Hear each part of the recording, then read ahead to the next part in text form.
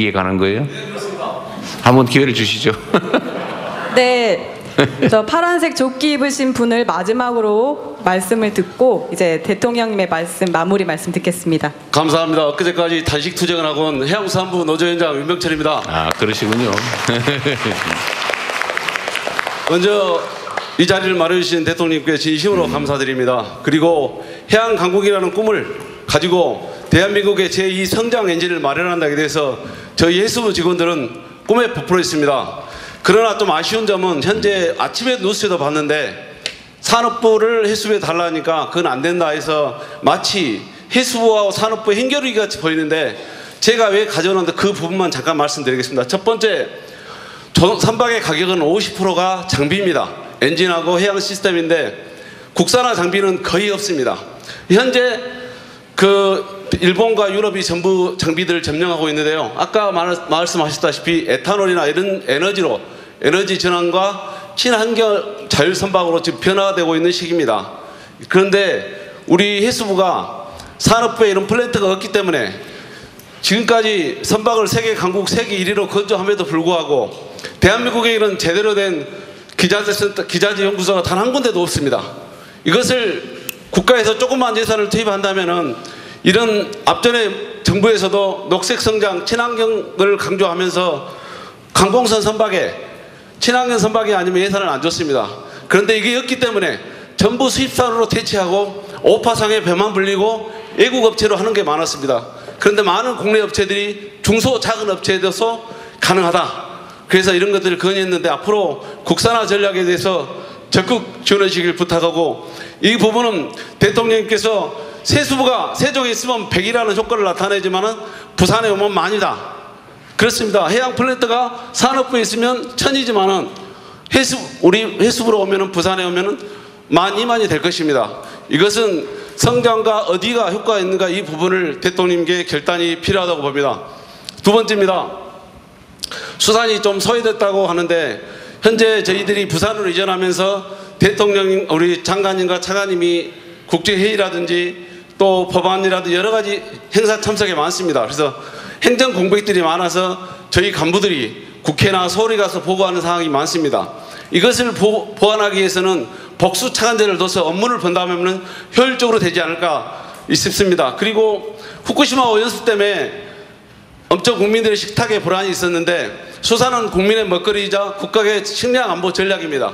그런데 정원 한 명을 못 구해서 수산 동식물 전문가를 구해야 되는데 수의사를 한 명 하는데 행안부의 담임이 너무 높아서 인원을 못 가고 직원들이 연가 보상비를 해서 인기제 근로자로 지금 몇 년째 채용하고 있습니다.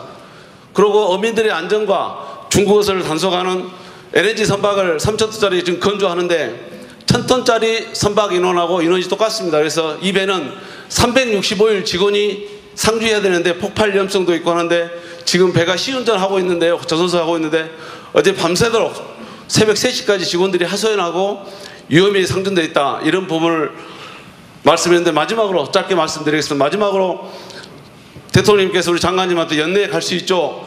이렇게 물어보니까 가슴이 철렁했습니다.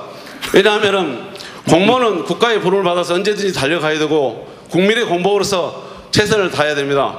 그러나 저희들이 어쩔 수 없는 사항들이 있습니다.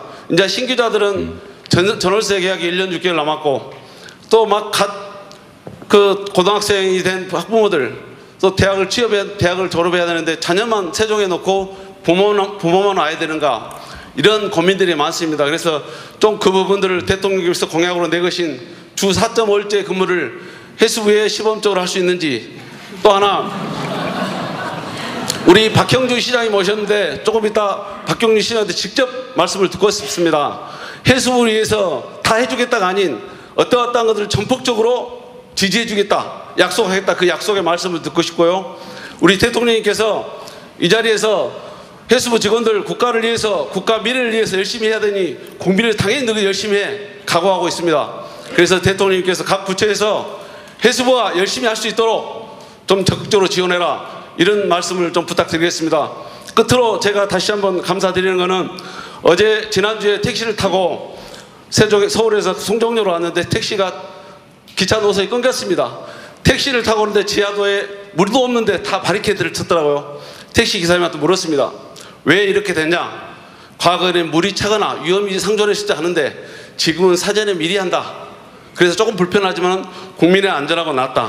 또 일요일 날은 그랬습니다. 제가 단식으로 이제 한약방에 가서 보약을 먹는다 그러는데 한의사님께서 비가 오면 항상 큰 비가 안 와도 우리 집 앞에까지 물이 찬다. 이번에는 안 찼다. 왜 그렇습니까? 그랬더니 대통령님께서 홍수 났을 때 공무원들의 잘못으로 담배꽁초나 하수구를 미리 처리하지 않으면 그 잘못으로 국민의 피해보면 자시하지 않겠다. 그렇습니다. 대한민국은 변화와 혁신의 바람이 부는 것 같습니다. 변화와 혁신은 이 혁명보다 어렵다겠습니다. 그 혁신은 대통령과 우리 장관님 또 각계각층의 지도자님, 우리 시도지사님들 이런 분들이 선봉장에 서야만이 변화와 혁신은 있을 수 있습니다. 혁신은 밑에서 절대 되는 거 아닙니다. 가장 어려운 것입니다.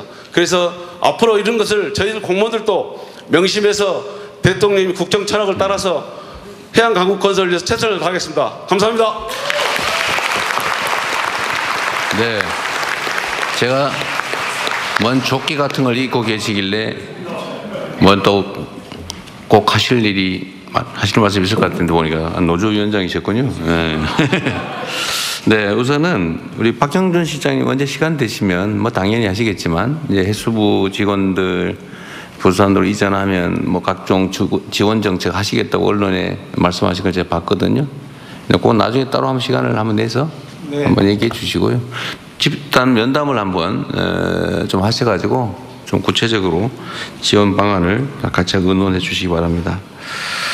일단은 우리 해수부 소속 공무원들 입장에서는 아마 아닌 밤중에 홍두깨 날벼락 같은 느낌이 드실 것 같아요.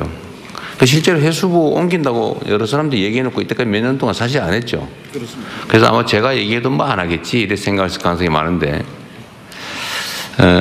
어쨌든 저는 결정을 했으면 이걸 신속하게 이행하는 것도 매우 중요한 일이다라고 생각했는데 아마 해수부 공직자들 입장에서는 그럴 것 같아요. 뭐 집 문제도 있을 뿐만 아니라 학생들 당장 학교 어떡하란 말이냐 뭐 얘기부터 여러 가지 불편함들이나 불이익이 사실 있을 수밖에 없죠. 그래서 그 점에 대해서는 아쉽게 안타깝게 생각합니다.